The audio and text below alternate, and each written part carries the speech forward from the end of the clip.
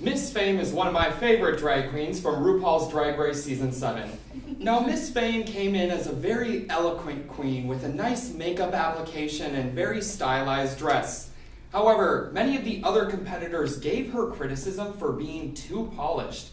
And because of this, Miss Fame had to adapt herself and change the way she originally did her drag in order to fit the modern context of what the other queens wanted.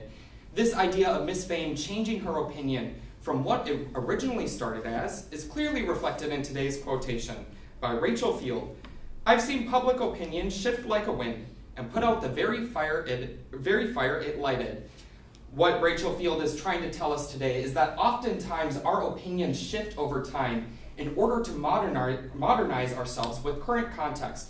However, often putting out a fire or a situation in which it first happened, we can agree with this quotation, and that we must change our opinions in order to fit our modern contexts. Because if we don't, we will fail to be in a modern context and rather live in the past. And we can see this through two examples. Fitting with modern context allows us for growth and understanding other perspectives. And second, if we put out the fire it originally created, that allows our own opportunities to see other perspectives and cultures.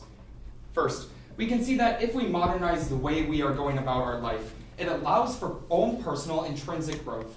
And we can see this through two main examples, Eileen Kramer and Dwarf Village. First, Eileen Kramer is a 100-year-old dancer from Sydney, Australia. Many people gave Eileen Kramer a lot of criticism for being too old to dance. Many people saying, "Eileen, you're really old, you might break a bone or something."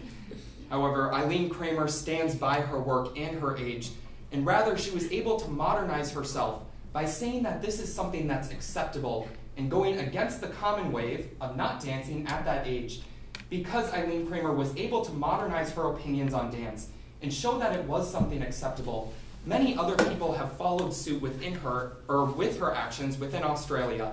And because of this, she now has a tour traveling the nation of elderly dancers. Second, we can look at Dwarf Village. Dwarf Village is a village in Western China. Now, all of the amenities of the village are shrunken down to fit the people of that town. Restaurants, buildings, everything is shrunken to make them feel more comfortable. Many people caught word of this village and came to gawk at the people, point fingers, laugh, and make fun of them. However, the people of the Dwarf Village had to change their opinion. They originally believed these people were there to help them and there to support them. But after they found out that they were gawking and pointing fingers, they had to change to the modern context. And because of that, they ended up fleeing the village and leaving elsewhere in order for them to maintain their own comfortability with themselves. So through Eileen Kramer and Dwarf Village, we can see that we must change our own opinions to our modern situation, because this allows for our own personal growth and what is helpful for us in the end. Second, we can see if we put out the fire we originally created with our new shift of opinions, it allows for new perspectives from different cultures. And we can see this through two examples, Roy Sullivan and Kaffir Boy by Mark Mathebane. First, Roy Sullivan was a ranger at Shenandoah National Park between the years 1942 and 1977. Now, the weird thing about Roy Sullivan is that between this time frame, he was struck by lightning 7 times. Now, the probability of this happening is 1 in 30 non-million. That's 1 with 30 zeros after it. So very rare. However, Roy Sullivan went against the common flow and said that he wanted to come back to the park despite the fact being hit by lightning 7 times.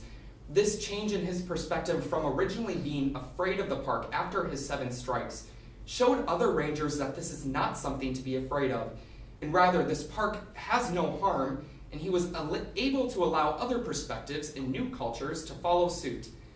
Second, we can look at Kaffir Boy. Kaffir Boy is an autobiography by Mark Mathebane. It highlights the true stories of the apartheid in South Africa. However, many schools banned Mark Mathebane's work because it mentioned child prostitution and sodomy. However, Mark Mathebane stood by his work and saying that you need to be able to accept my book because it highlights the true stories. And if you don't accept what is in the book, you're not learning what the apartheid is. Therefore, Mark Mathebane stood by his opinion and changed his opinion in order to fit the modern context, and that this is something that people need to learn. And because of that, His book was able to flourish without many schools, and other schools stopped banning the book because it highlights the true story.